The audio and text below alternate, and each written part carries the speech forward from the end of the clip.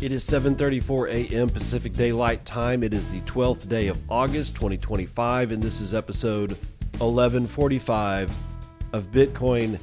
And Monero's in trouble. We're going to talk about a little bit of shitcoinery today, just to bring it home that what people think are safe and secure may not actually be safe and secure. We'll get into it. Steak and Shake has reported some pretty good numbers since they started accepting Bitcoin on the Lightning Network for their services, which is, well, food, fast food, and tallow fries, which they keep saying it's tallow fries. Please understand that those things are pre-cooked in seed oil before they actually get to a Steak and Shake, when they actually are put into beef tallow. But before they hit beef tallow, those things are pre-fried in seed oil. And until such time as Steak and Shake comes out and says, even at our preparation manufacturing plants where we're going to use beef tallow, then they're not really beef tallow fries. But, you know, it doesn't really matter. Kudos to them for taking Bitcoin, and it certainly has helped their balance sheet, as we will see. Tornado Cash has another wrinkle. Yet another developer has been arrested. This is new. This isn't the Roman Storm stuff. This isn't the old Tornado Cash stuff. This is brand spanking new Tornado Cash Alley, baby. It's coming to you. We're going to read it from Lola Leets, because she pretty much is the best one to get information from when it comes to the Tornado Cash stuff. And then Terraform Labs founder Kwon may flip. There may be a flippening. We'll have to see. And then I'm going to talk a little bit about the Comfrey Owner's Manual today. I'm going to drop that sometime this afternoon. You will have to sign up to the BitcoinAndShow.com website. All you're going to do is give me your email address. That's pretty much it. You'll have to select the way that the website that I'm working with, the template that I'm working with, the way it works is that you'll have to pick a tier. One of the tiers is free, and the other tier is actual, you give me money. It's $50 a year if you want to do it for a year. So you don't have to select that one. If you want the Comfrey manual for free, you can select just the free tier. It's okay by me. If you want to support the show and do the $50 a year, I'd appreciate it. But everybody's going to be able to get this Comfrey manual. It's going to show you how to use Comfrey, why you want this plant in your garden. It goes through the whole ball of wax. It's short, but in that shortness, it is relatively extensive. It is a great starter's manual for people who want to get into growing their own Comfrey. And I'll tell you why you want to do that later. And then Kango has acquired a Bitcoin mining facility in Georgia. The Bitcoin jobs market is heating up, and Metaplanet buys more Bitcoin. Let's go back to the Monero story. Monero price has dipped as Cubic likely succeeded in a 51% attack. That's right. We haven't really heard about 51% attacks in a while, and Monero just got one. Adrian Zmunsky is writing for Cointelegraph. The privacy-focused cryptocurrency Monero has suffered a major disruption. 60 mined blocks have been discarded from its blockchain in the past 24 hours amid an ongoing attempted 51% attack by the Cubic network. The Monero consensus status dashboard shows Monero saw 60 orphaned blocks, valid blocks that were rejected, over the last 720 blocks. The disruption comes amid an ongoing economic attack by the Cubic network incentivizing selfish mining. Cubic miners redirect their compute power to mine Monero and sell the proceeds to buy and burn Cubic tokens while being paid in Cubic coin. Cubic miners reportedly earn more than Monero miners under this setup. The attack has sparked fears of a possible 51% attack, a rare and very serious event that can let attackers rewrite transactions or block transactions entirely. An orphaned block is a valid block excluded from the main chain because another competing block at the same block height was accepted first. In selfish mining, a miner with significant hash rate withholds blocks and publishes them strategically to overtake the public chain, causing honest miners' work to be discarded. As of the time of writing, Monero's price stands at over $247, which is down 8.6% from the price of over $276 reported just 24 hours ago. Cubic's Monero mining pool openly engages in selfish mining, with Cubic founder Sergey Ivanchenko admitting it in an X post. Sergey claimed in a Tuesday X post that Cubic has achieved 51% over Monero, and the team is waiting for independent confirmations. A 51% attack occurs when a single entity, in this case the Cubic mining pool, controls over half of a blockchain's network mining power or stake, allowing them to manipulate transactions. Zhang Chenming, the co-founder of crypto cybersecurity firm Slowmist, said in an X post that, quote, this time the 51% attack on Monero seems to have succeeded, and added the cost was also high. It's unclear what the economic benefits of doing this are in the end. In theory, the Cubic mining pool can now rewrite the blockchain, achieve double spending, and censor any transactions, end quote. Damn. Doubts remain around whether a successful 51% attack occurred. Engaging in selfish mining with control over a high percentage of the hash rate that is short of the majority can occasionally lead to orphan blocks. Monero's total hash rate evaluation by CoinWares results in a 5 gigahash per second estimation, and unverified data provided by Cubic claims a peak hash rate of 3.01 gigahashes per second, which is more than sufficient, and a current hash rate of 2.08 gigahashes per second, which is insufficient for a 51% attack. The Monero consensus status also indicates that the number of blocks mined by unknown mining pools and solo miners reached nearly 30% on August the 11th. This could signal Cubic controlling most of the hash rate for a brief period, or controlling a significant portion, but still a minority of the hash rate. Sarai Dex's lead developer Luke Parker raised an issue with reports that the 51% attack took place in a separate X post. He noted that a 6-block deep network reorganization with block orphaning does not mean a 51% attack was successful. Quote, it does mean an adversary with a high amount of hash rate got lucky. Cubic and Monero are locked in an ongoing hacking war, trading countermeasures. Sergey previously wrote on X that Monero broke Cubic's selfish mining system, prompting his fix. Before that, Sergey accused a developer of Monero mining software, XMRig, Sergey Chikang, cannot pronounce it, of denial of service attacking Cubic's pool, leading to hash rate losses, a claim Chernik disputes. The attack first started in late July when the community noticed what it described as an economic attack. The operation uses economic incentives in an attempt to take control over most of Monero's hash rate and consequently the network. Nico Demchuk, head of legal at on-chain forensics firm AMLBot, told Cointelegraph that Cubic's attack on Monero could be deemed computer sabotage or unauthorized access under Belarusian and European Union laws. However, no statute explicitly mentions 51% attacks. Demchuk said Belarus's cybercrime rules also apply or could apply if blockchain manipulation disrupts protected systems.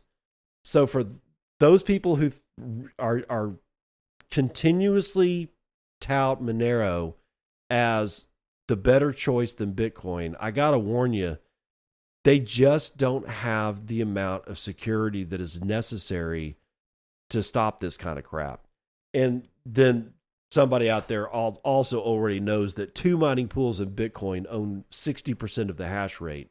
Do I think that that's good? No, I do not. I do not think that that's good which is why I will never understand why people are dead set against solo mining. I've got a little BitAxe over here, and when I posted that I had bought a BitAxe, and some people gave me shit for it, saying, "Well, you just wasted your money on a lottery ticket." Yeah, but I'm providing hash rate that is not owned by any of the other pools. Is it a lot of hash rate? Of course not. But if there's a lot of people like me that have a lot of solo miners, there can be an impact.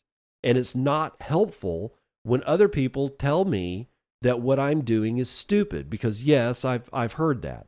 You bought a BitAxe, you're stupid, you lost money. That's not why I did not buy a BitAxe, because I actually thought I was going to mine a block. I bought a BitAxe to help decentralize the mining network. But, attitudes are attitudes, and some people just suck. Let's just say it that way.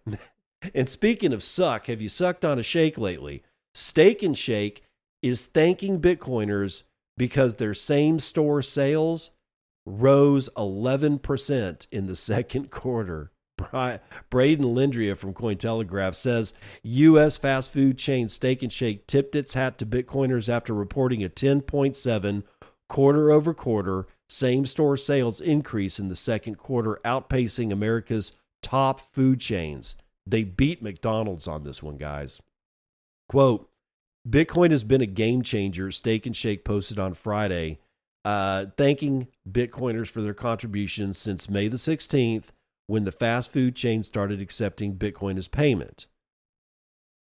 Wow. So here's the actual tweet says, from Steak and Shake says, in the second quarter of 2025, Steak and Shake same-store sales increased by 10.7%. Bitcoin has been a game changer. Thank you, Bitcoiners, Bitcoin burgers, and beyond. And there's a little rocket ship there.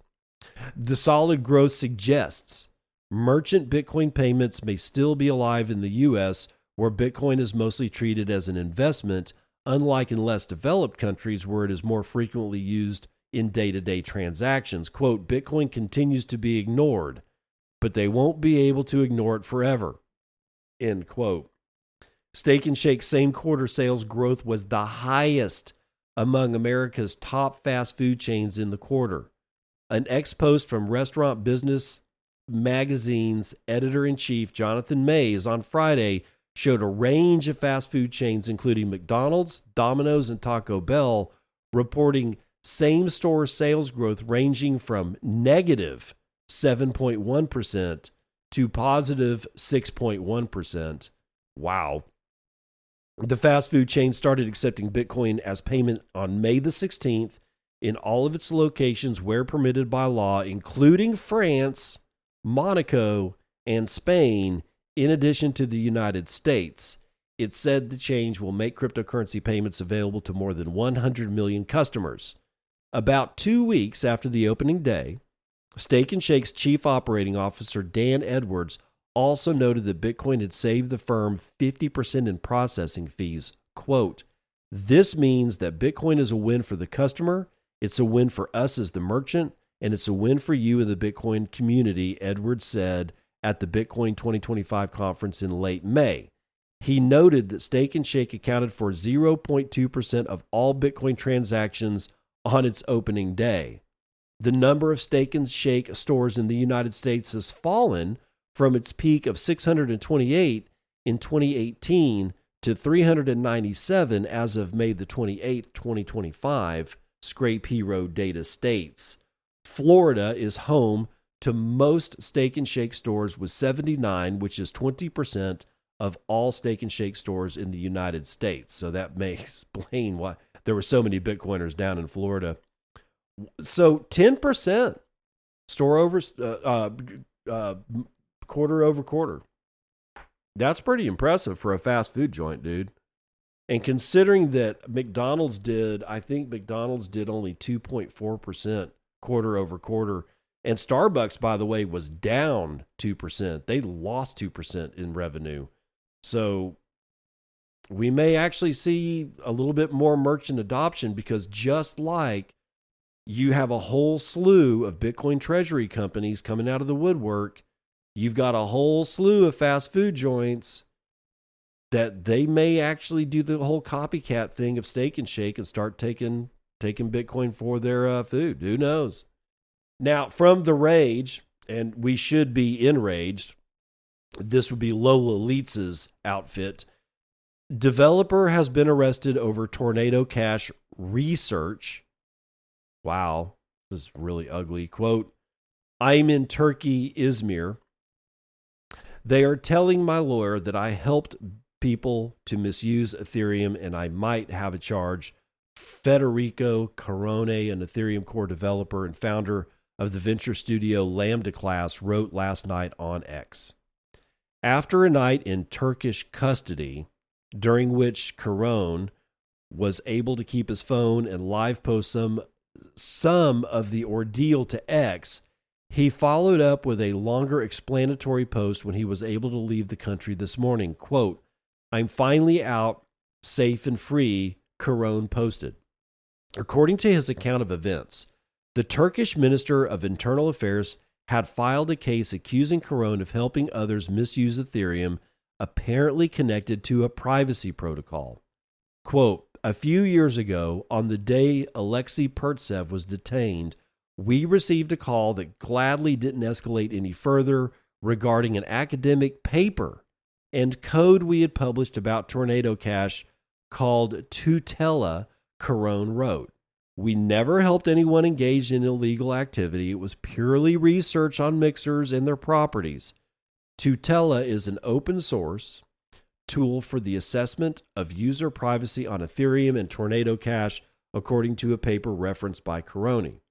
Carone's arrest is a stark reminder that prosecutions that begin in the U.S. rarely stop at the United States, as anti-money laundering and counter-terrorist financing efforts are understood to operate in a global framework. Quote, our local Turkish attorney is already working on our defense. We still don't have the full picture of what happened or why it happened, but we will bring in the best team that we can to resolve it. If needed, one things are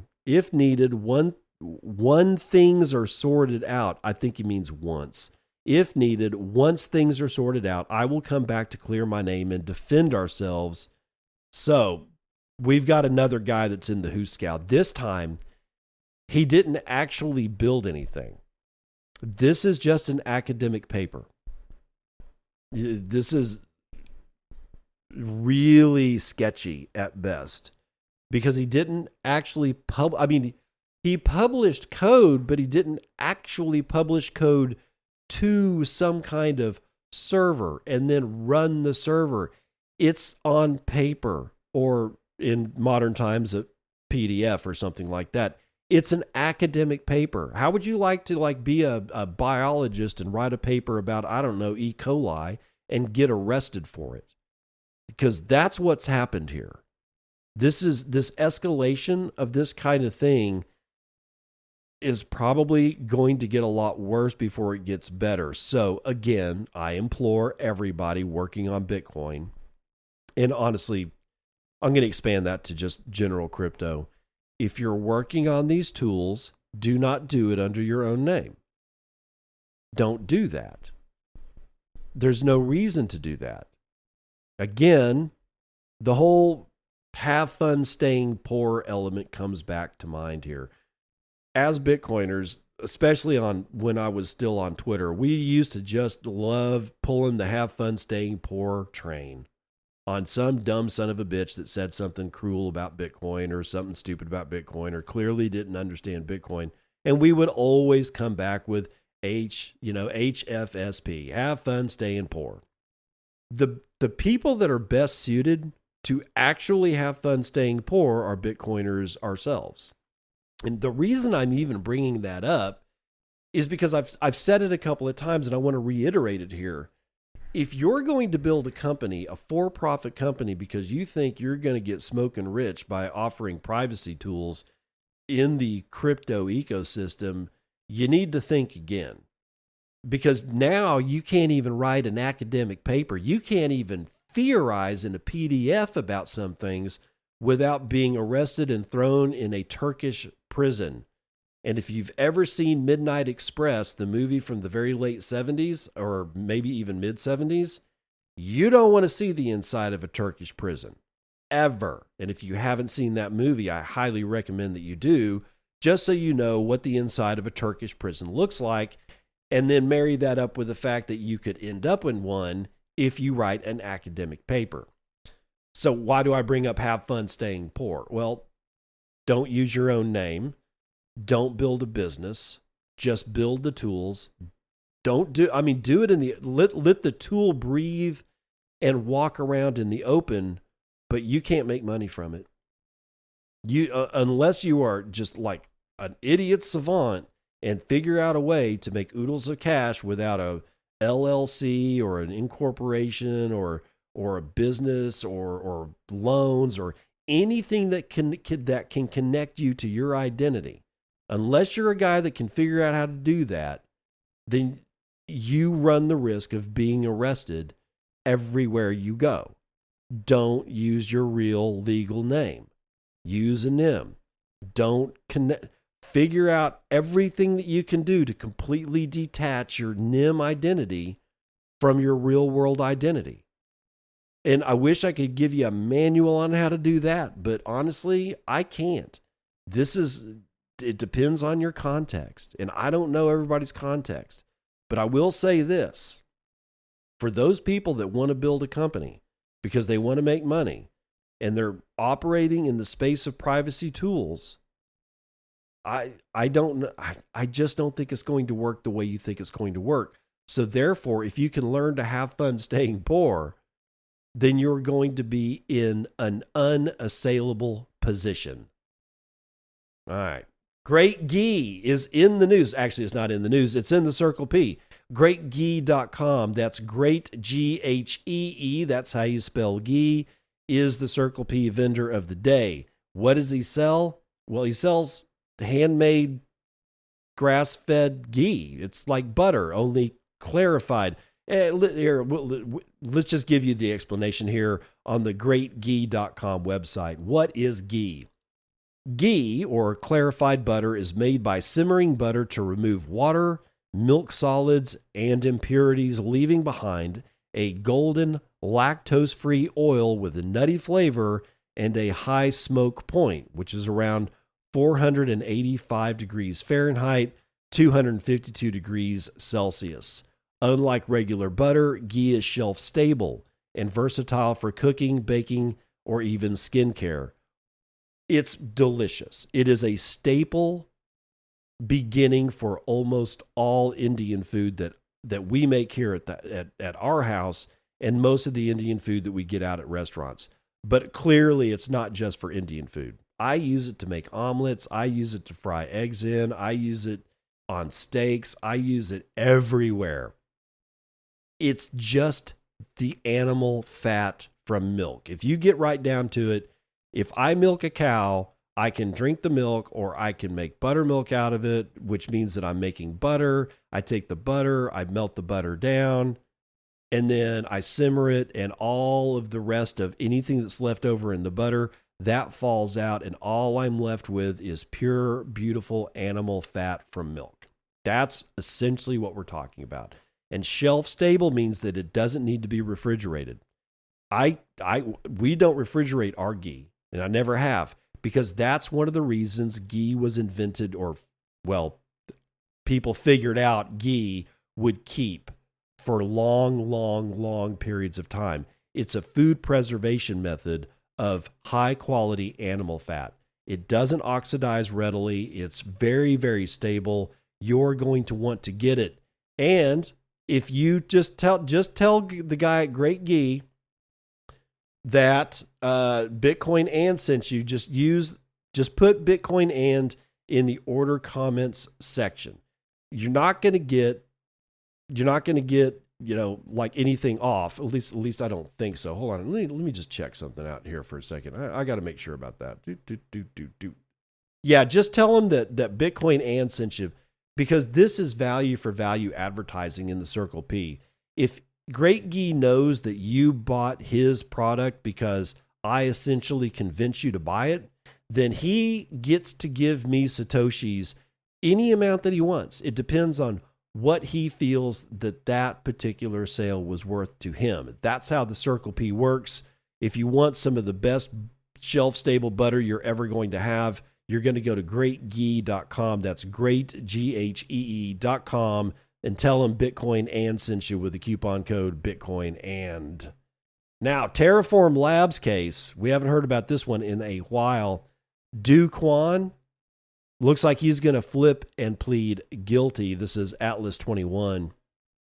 A federal judge scheduled a conference on August the 12th, which is today, during which Kwon, co-founder of Terraform Labs, may enter a plea change regarding the criminal charges against him. Judge Paul Engelmayer of the United States District Court for the Southern District of New York issued an order on August the 11th requiring the parties to appear in court the following day. The summons suggests that Kwon and his legal team have reached an agreement with U.S. federal authorities. According to court documents, the district attorney's office team, led by acting prosecutor Jay Clayton, has engaged in productive discussions with the defendant's lawyers for several months. Initially, last January, Kwon pleaded not guilty to 9 criminal counts, holy shit, including securities fraud, market manipulation, money laundering, and wire fraud. Wow, that's enough to put your ass away for a long time. This followed a lengthy legal battle over his extradition from Montenegro, which ended with his transfer to the United States. Kwon's indictment dates back to March of 2023, when U.S. authorities accused him of contributing to the collapse of the Terra ecosystem, causing losses of around, $40 billion to investors. The 2022 collapse forced the entrepreneur into hiding for months until his arrest in Montenegro for using forged travel documents. The extradition battle lasted over a year with competing requests from the United States and South Korea. Ultimately, in December of 2024, Kwon was handed over to U.S. authorities and has been held without bail ever since. Judge Engelmayer specified that, quote, the defendant should be prepared to provide a narrative statement incorporating all elements of the offenses or offense to which he pleads guilty, indicating that a plea agreement is indeed being negotiated. Yeah, it sounds like it to me. And separately, Terraform Labs reached a settlement with U.S. Securities and Exchange Commission in 2024, agreeing to pay approximately $4.5 billion in fines, civil penalties, and pre-judgment arrests. So Kwon, the Wonder Kid, looks like he's going to go straight down to hell, and he deserves everything he gets. He's a shitcoiner of massive proportions. And the whole collapse of the Terra ecosystem, dude. And this is what prompted Novogratz to get a Luna tattoo on his left arm, which will be with him forever, because right after he got that tattoo is when all this shit broke loose. And everything broke loose at the same time. This was FTX, this is Terra, this is Luna, this is like BlockFi. The whole collapse that everybody thought was really centered around FTX was actually a whole pool of people swimming in urinated water, and they got the plug pulled on them all at once. It just so happened that Sam Bankman-Fried was the most notable one of the bunch. Well, let's run the numbers.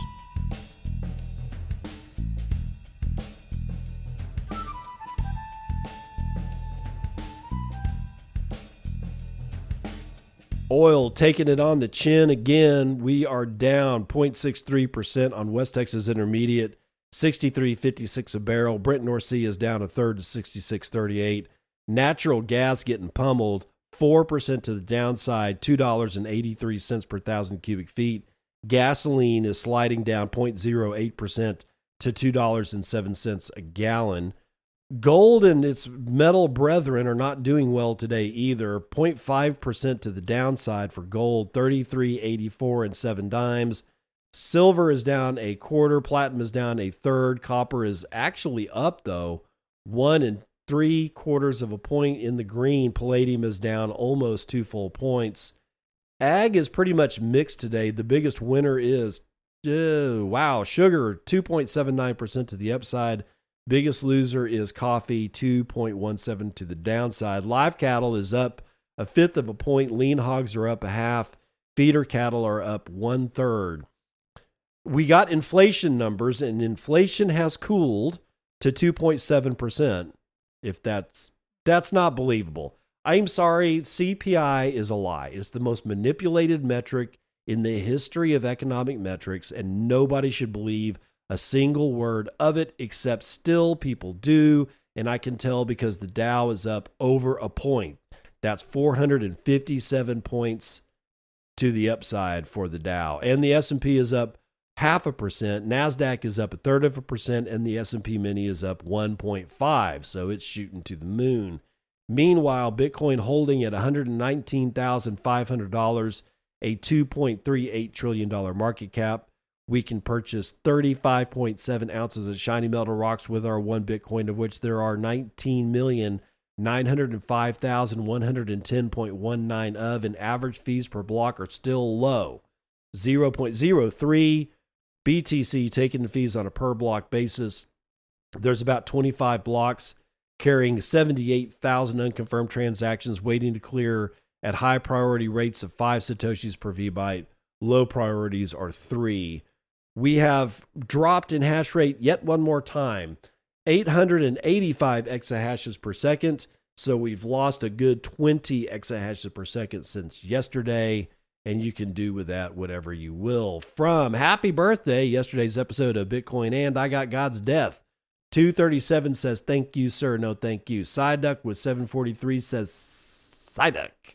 Pies with 121 says, thank you, sir. No, thank you. And who else we got? We got Progressively Worse with 210 says, thank you, no, thank you. And the Bird with 100 says, nothing. And that's the weather report.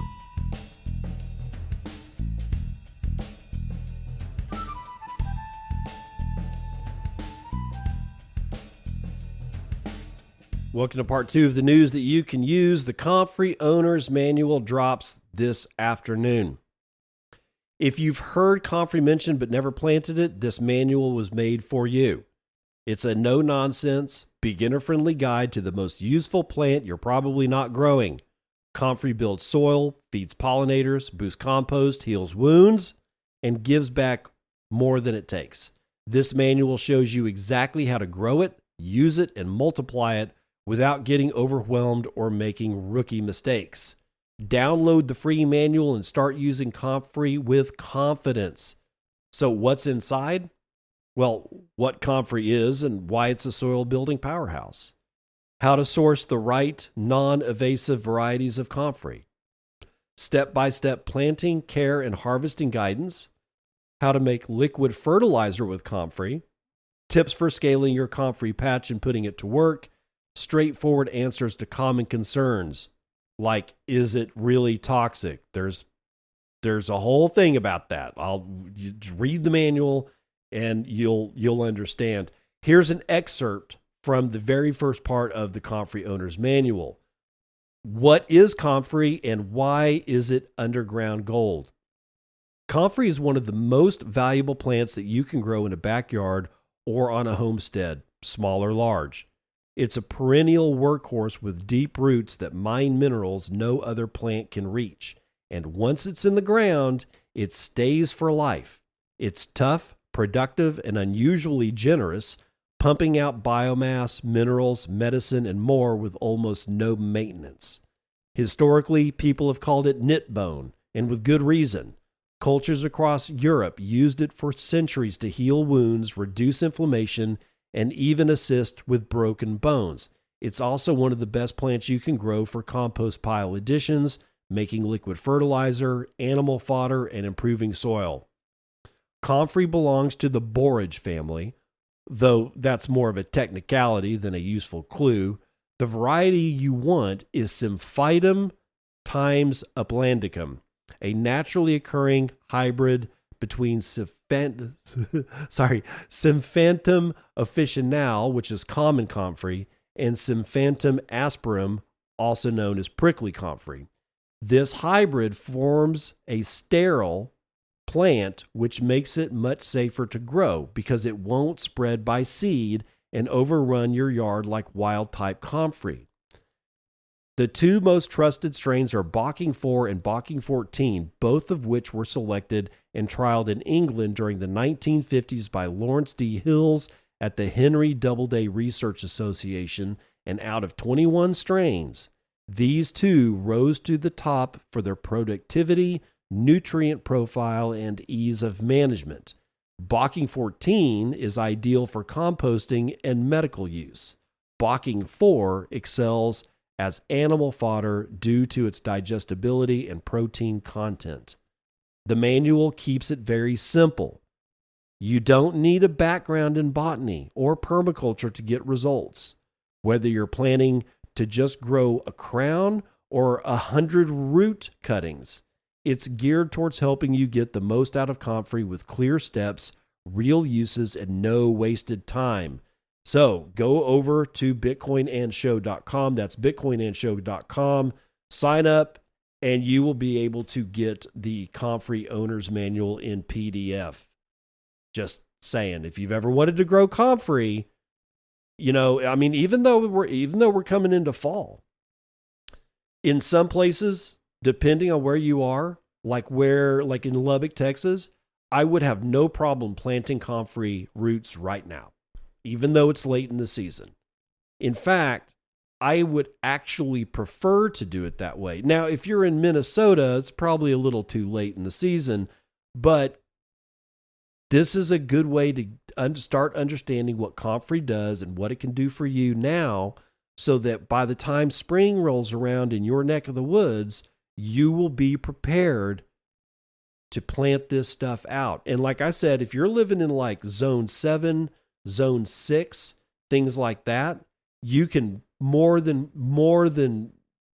chances are more than good that you're going to be able to successfully plant. And when I was in Lubbock and just south of Amarillo, Texas, like I said, I planted the shit out of Comfrey in the late summer, early fall, and had great results because the summers down there were so brutal that sometimes it would smoke my new plants unless they were really protected from direct sunlight in the afternoon.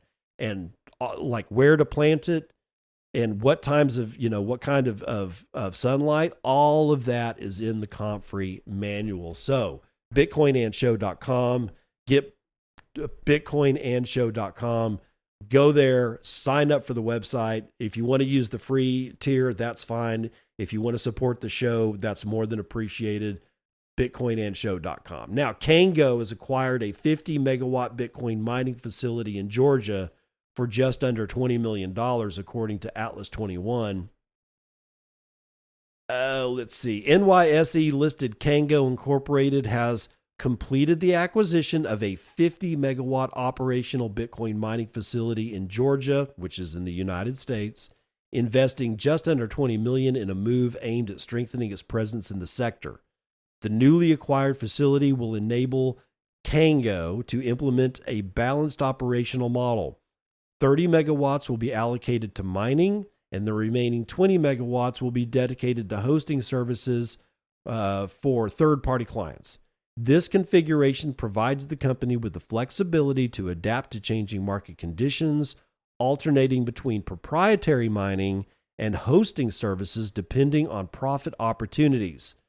The Georgia site already includes electrical distribution systems, immersion-ready racks, and on-site technical support, ensuring a smooth operational transition, according to the company. Kango's transformation represents one of the most significant corporate pivots in the industry. The company abandoned its core business in the Chinese automotive sector to fully embrace Bitcoin mining in 2025. So they were making cars, and now they're making Bitcoin. The shift included the disposal of its automotive operations in the People's Republic of China, the entry of new shareholders in June, and a complete restructuring of the board and management in July. The move toward mining infrastructure began at the end of 2024 with the first purchases of dedicated mining machines. Kango recently reached 50 exahashes per second, joining the ranks of major industry players such as Mara and CleanSpark. In the most recent reported week, Kango mined 149.1 Bitcoin, bringing its reserves to 4,678.9 BTC, valued at over $561 million. The company maintains an accumulation strategy as it approaches its goal of 5,000 BTC by the end of the year. The operational model adopted in the new facility will allow the company to balance cash flow and balance sheet exposure through operational flexibility. When market conditions favor direct mining, the company can reallocate its power capacity. Otherwise, it can maximize revenue through hosting services, creating a more stable and predictable income stream. That model kind of bugs me. I mean, because what happens if I hire these people to host one of my machines, but then they do what? Just like hork the electricity for my machine and send me offline because a profit opportunity is present? I don't know, man. Something about that just doesn't seem right. But at least they're doing this. At least they have a revenue stream insofar as they're mining Bitcoin. Because unlike a bunch of other treasury companies, which are just nothing at this point but holding Bitcoin on their balance sheet, and somehow or another that's revenue, I don't like that. I don't like it from MicroStrategy. I don't like it from MetaPlanet. There's nothing I can do about it, but that doesn't mean that I'm not going to raw the fact that MicroStrategy has no revenue model other than just issuing debt instrumentation, but that's not really revenue. At one point or another, these companies that are Bitcoin treasury companies are going to have to start cranking out a good or a product or a service that they can sell for actual money. Whether that money's fiat or Bitcoin is left to be decided, I don't care. They've got to come up with something that they can sell. I mean, I don't like subscription services, and I'd even accept that as valid. A subscription service for what, though? What is Strategy going to offer? They're out of the software business. They don't make anything.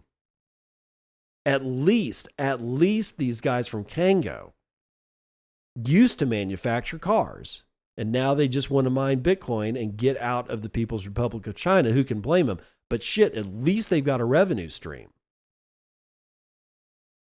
You know, because everybody needs a job, right? So, and speaking of jobs, we got Bitcoin job market exploding in July of 2025, and this is out of lightning.news.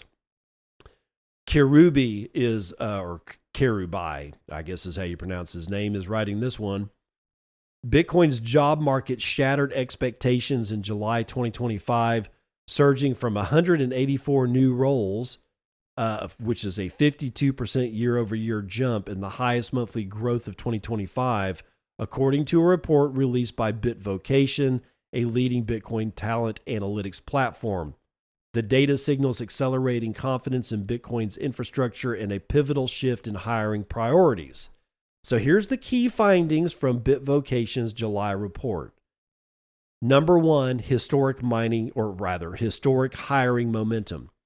July listing soared up to 184, which was up from 135 in June, marking the second strongest hiring month of 2025.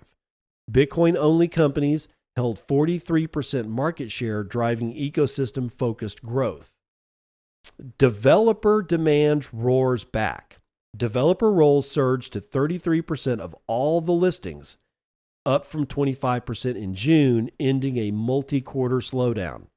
Non-developer roles like marketing, operations, and compliance still dominate at 67%, but technical talent is now the fastest growing segment.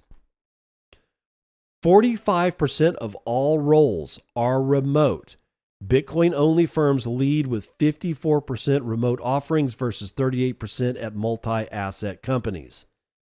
In the United States, there's 59 roles. Singapore has 13, Gibraltar has 7, and Czechia has 6, and they emerged as top hiring hubs.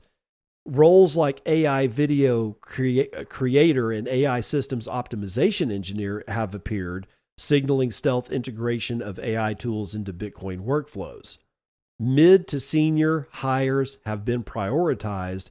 Entry-level roles dropped to 11% of postings as companies focused on execution. Bitcoin only, which is focused on ecosystem growth, 74% non-dev roles in community and marketing. Multi-asset firms are driving developing hiring. 37% of those are tech roles to expand infrastructure. And then we have global talent shift. Singapore solidified its position as Asia's Bitcoin hub, while Europe in Gibraltar and Chechnya and Latin America in Brazil have gained traction. Bitvocation's Proof of Work Lab, Bitcoin's talent pool includes elite professionals and roles that are open. This is really, really poorly written sentence. I don't know what they were trying to say. In quarter 3 of 2025, that is poised to become Bitcoin's strongest hiring quarter yet. Companies seeking data partnerships or custom hiring insights can contact Bitvocation to leverage their real-time job market intelligence. Yeah. So it ending with an ad, but hey, you got to plug yourself. But all it means is that Bitcoin hiring is coming back. Does that indicate anything like a cycle top? I don't know. I don't think we have enough evidence as to what happened over the last 2 cycles. Like, for instance, was Bitcoin hiring starting to increase right before a crash? Yeah, I don't know. I think at one point or another, Bitcoin hiring and Bitcoin jobs are going to be some kind of leading indicator of maybe crashes, but also maybe bull markets. This is one of the things that humans do. We try to recognize patterns. Is there a pattern in job hiring during a market cycle? And the real question is, are we going to have cycles anymore now that the landscape of Bitcoin has changed? And nobody can really answer that question. The people that say they know either don't know or are straight up lying to you. But we're going to end it today with Metaplanet boosting their Bitcoin reserves with a $61 million purchase. This is out of CoinDesk.com. Metaplanet said that it bought another 518 Bitcoin. The purchase was made at an average price of $118,519 per coin, bringing the total purchase value to $61 million, the Tokyo-based investment company said on X. The company, the holder of the 6th largest corporate stash of Bitcoin, now holds some 18,113 Bitcoin valued at $1.85 billion. It paid an average of $101,000 per Bitcoin, and Metaplanet has also provided an update on its Bitcoin-related performance metrics. Between July 1st and August the 12th, the BTC yield stood at 26.5%, reflecting the growth in Bitcoin holdings relative to fully diluted shares outstanding. In previous BTC yield figures, highlight notable fluctuations. The figure was 41.7% in the third quarter of 2024, rising to 309.8% by year end, and then it dropped to 95.6% in the first quarter before rebounding to 129.4% in the second.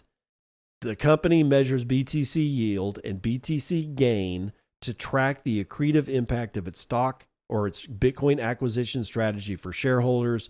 The stock fell 2.7% to $6.60 on Tuesday. So just be aware there that Metaplanet is not backing down off of its treasury strategy.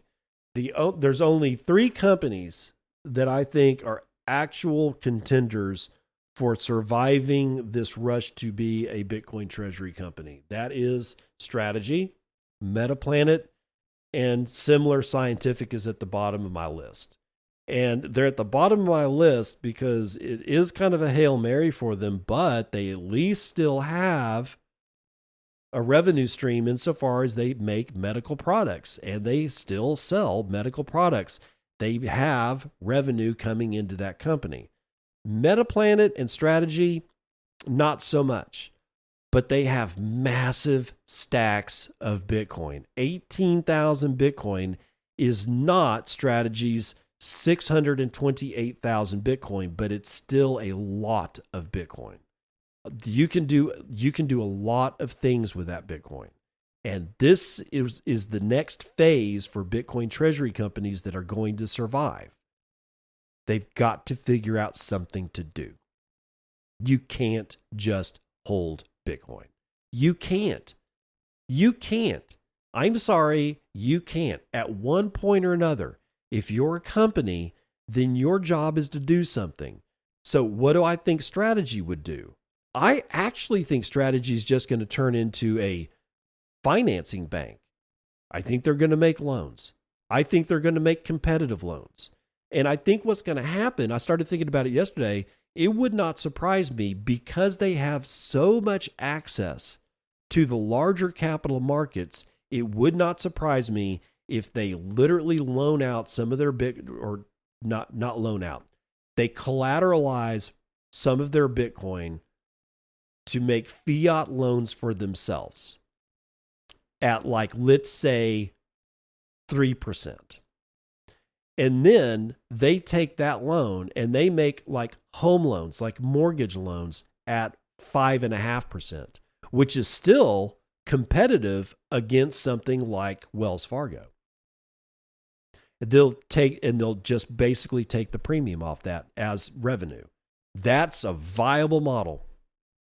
They don't have to produce software. They don't have to make a widget, put it into a box and ship it to Walmart. Their product could literally be home loans that are under the average U.S. mortgage rate. They could do that. That's not impossible. Now, for Metaplanet, what would they do? They should probably get back into hotel management, honestly, except do it in the United States. I mean, they have the background in it. I mean, why not leverage the Bitcoin that they own to make loans so that they can buy hotels and service those loans with good management practices? I mean, at least there's something there. I mean, just be better than the hotels. Have you been to like a Comfort Inn lately? It's honestly, at this point, it's literally staffed by 2 people at a time. It's disgusting. When I was a kid, when I went to a hotel, it was busy. I mean, there were people at the front desk, there were people in the lobby, there were maid staff up and down the halls. No, you go to a Comfort Inn or a Quality Inn or a Hampton Inn or something like that, it's almost a one-person show. It's really sad where we've gotten to. I would like to actually see Metaplanet bring back, how much fun it used to be at a hotel when it wasn't just a pile of garbage that you threw up and made sure that there was, cans and cans and boxes of powdered eggs for your free freaking breakfast. I mean, but the point is that you got to do something. I mean, if you've got all this capital, how are you going to deploy it in the hopes of gaining more capital? See, that's what capitalism is. That true capitalism is I deploy capital, and it doesn't have to be money. It could be just time. Usually it's a combination. There's money, there's time, there's a couple of other things involved. You're leveraging your network. That's a capital. You leverage that in hopes of making more capital later on.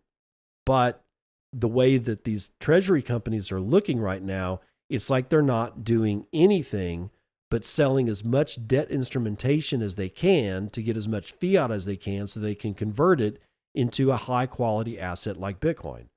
But what comes next? See, that's why I worry about this stuff, is that they're not even talking about what comes next.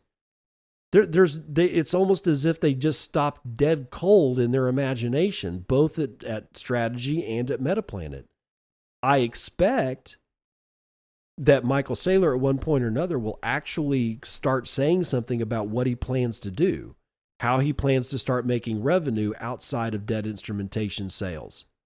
But until that day, I'm going to continue to be a little bit wary about these Bitcoin treasury companies, and I sure as shit ain't going to buy any of their stock. I'll see you on the other side. This has been BitcoinAnd, and I'm your host, David Bennett. I hope you enjoyed today's episode and hope to see you again real soon. Have a great day.